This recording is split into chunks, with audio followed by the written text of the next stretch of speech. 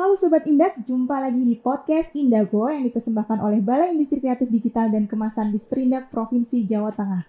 Nah Sobat Indak, jumpa lagi dengan saya Sasa. Kali ini kita akan membahas tentang standar layanan informasi yang baik dalam mewujudkan good governance.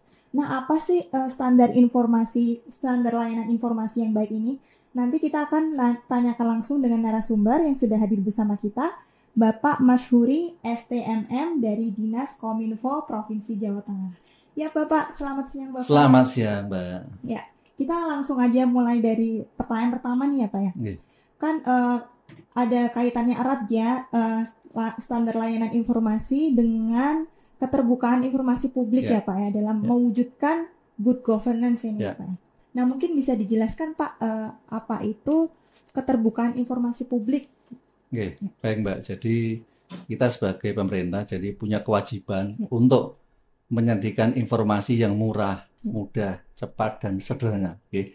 Jadi semua warga negara bahwa sejak diundangannya Undang-Undang UD 45, kemudian terbitnya Undang-Undang tahun 28 tentang keterbukaan itu semua warga berhak mendapat akses informasi publik.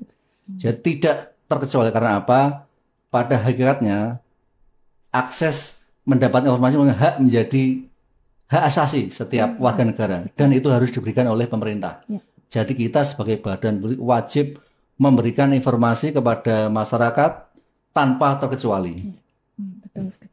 Nah ini Pak, informasi publik ini apakah sudah dijalankan penuh oleh badan publik nih Pak?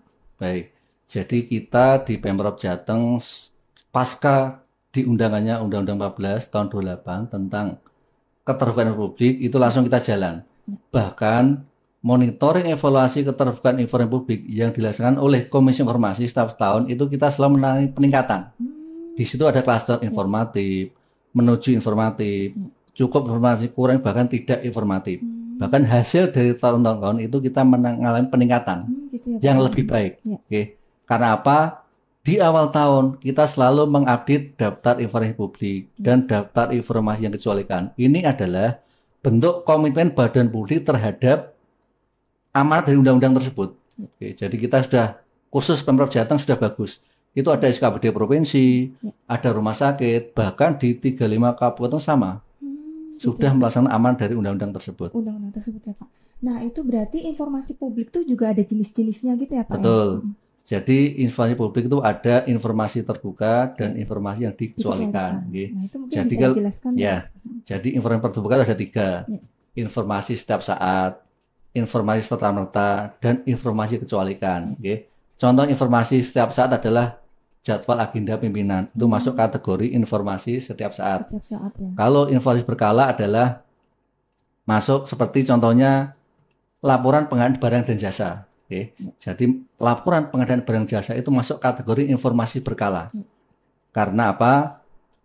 Sekilas dulu orang memandang bahwa pengadaan suatu rahasia, bahwa itu tidak. Pasca diterbitkannya Perti 1 tahun 2021 tentang pelayanan informasi publik, itu menjadi informasi yang berkala. Nah, kalau yang informasi setiap saat contohnya adalah seperti ada gunung meletus, banjir bandang, gempa bumi, tsunami itu informasi serta-merta. Artinya apa? Informasi serta-merta itu insidental, tidak terencana. Jadi tidak terencana, tidak unpredictable bahasa lain. Kemudian yang kedua adalah informasi yang dikecualikan. Jadi informasi kecualikan itu masuk kategori informasi yang tidak boleh diketahui oleh masyarakat luas.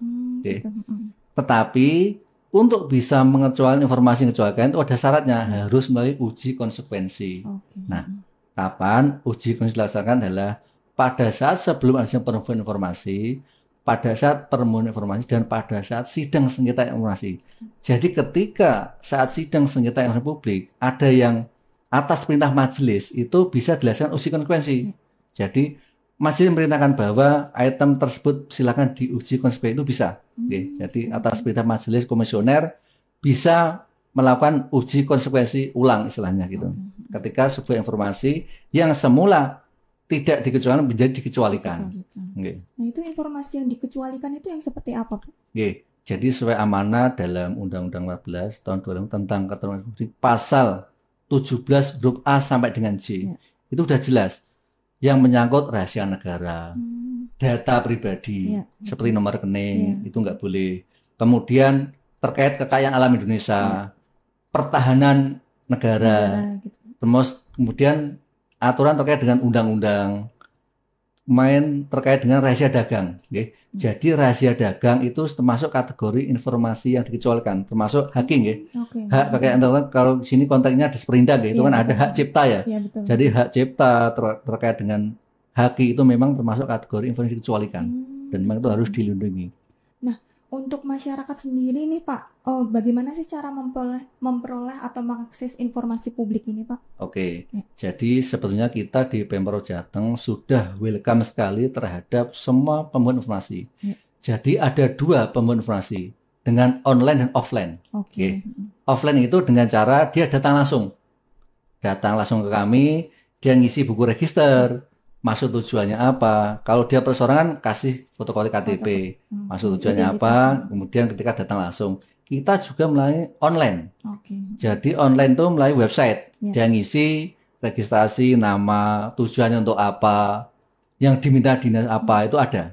Kalau online gitu websitenya mungkin bisa dijelaskan Pak? Bisa, Ya. jadi di setiap OPD provinsi di Jawa Tengah itu OPD ada 41 sudah mempunyai aplikasi online semua untuk perempuan informasi. Tiap Begitu, OPD masing-masing punya websitenya betul. sendiri. Buka aja website PPID, nanti klik PPID Pelaksana Perempuan Informasi, nanti sudah ada formnya. Oke. Tinggal ngisi-ngisi aja. Memang kalau kita petakan, sebagian besar yang minta informasi dari adik-adik mahasiswa. Ya.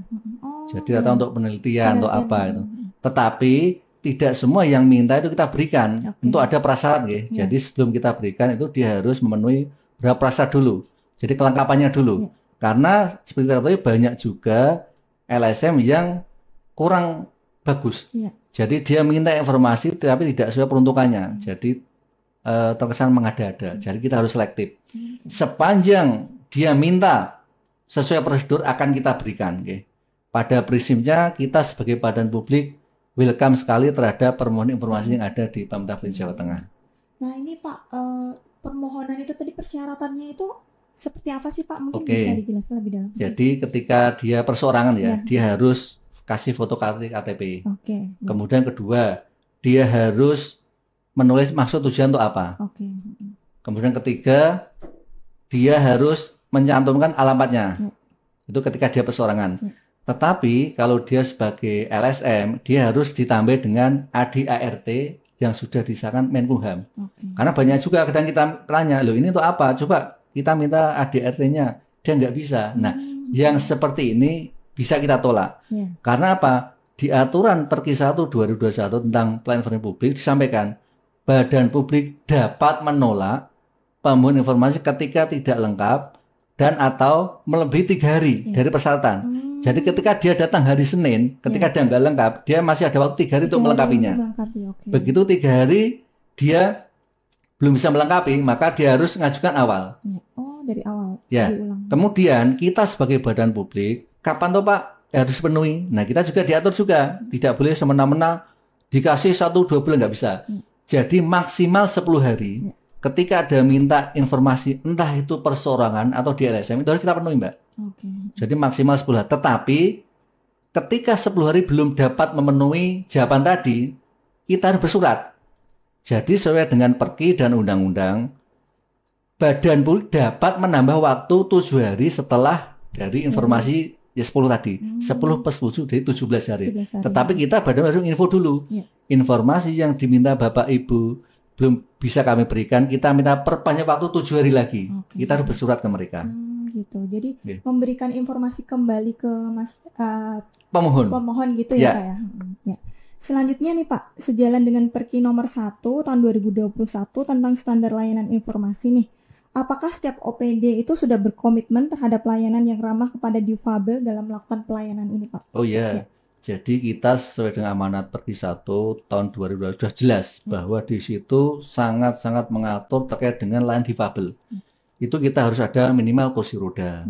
Kemudian kalau Mbak lihat di setiap badan publik provinsi itu pasti ada untuk Jalan lerengan untuk naik itu ya untuk kursi roda. kursi roda. Kemudian kita juga ada voice note.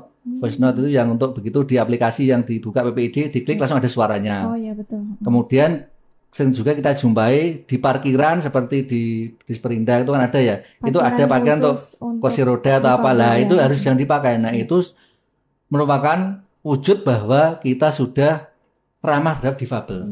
Jadi kepentingan difabel kita utamakan. Jadi pemerintah juga ikut melakukan usaha lah ya untuk memenuhi kepentingan dari difabel. Oh iya, karena itu memang amanat dari undang-undang dan amanat dari Perki 1 2021 bahwa difabel harus kita utamakan. Harus ada itu syarat. Ya. Selanjutnya nih Pak, PPID yang informatif itu idealnya menyediakan sarana pelayanan informasi publik itu melalui apa saja ya Pak? Oke. Jadi kita di Pemprov Jateng, entah itu provinsi, entah kabupaten, kita tuh sudah melakukan dengan sebaik-baiknya. Jadi dalam keterbukaan kemarin kita itu sudah juara 5 kali berturut tingkat nasional. Itu wujud bahwa komitmen Pemprov dan PK itu sudah bagus sekali. Kita saling sinergi, saling jalan bareng. Nah, minimal apa tuh yang harus ada? Minimal ada papan pengumuman resmi. Kemudian ada websitenya. Kemudian ada medsosnya. Jadi untuk nyebar luar kita punya medsos. Kemudian kita juga amanat Perki juga berbagi pakai data. Jadi kita jangan hanya punya medsos, tapi medsos itu aktif. Nah, kadang kan teman-teman OPD itu yang penting kan kita ada, Pak. Oh tidak, di samping ada harus aktif. Aktif kita isi konten-kontennya, kita update terus gitu. Jangan cuma sekedar ada saja kan gitu. Juga kita punya portal open data. Jadi Jawa Tengah sudah punya portal open data yang sudah narik dengan 35 kapota. Jadi di situ kita buka ada apa aja. Kita butuh informasi terkait dengan lowongan pekerjaan, terkait dengan pangan, segala macam ada semua. Sampai lowongan pekerjaan pun juga ada di sini. Ada juga di Open Data Jawa Tengah. Di samping di Nakertan juga punya, kita juga ada link-link yang bisa membuka untuk cari lowongan pekerjaan, termasuk kuliner juga ada di Open Data Jawa Tengah itu.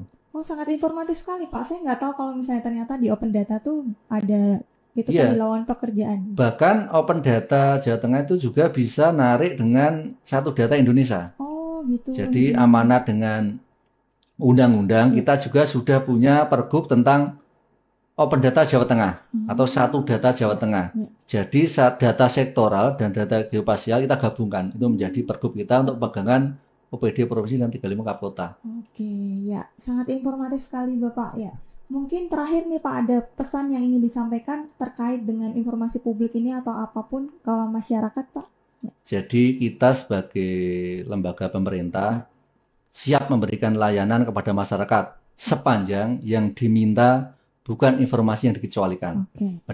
Jadi kita harus selalu sinergi, saling mendukung, dan harus berkolaborasi dengan seluruh OPD dan stakeholder yang ada di Jawa Tengah. Ya, betul sekali ya. Jadi Sobat Indak, kita sebagai pemerintah pun juga sekarang terbuka untuk masyarakat yang mau memohon informasi yang dibutuhkan ya Pak ya. Baik, terima kasih Bapak atas waktunya. Mungkin cukup sekian episode kita kali ini. Jangan lupa buat like, subscribe, dan komen di akun YouTube Indago Jateng. Sekian, terima kasih. Sampai jumpa.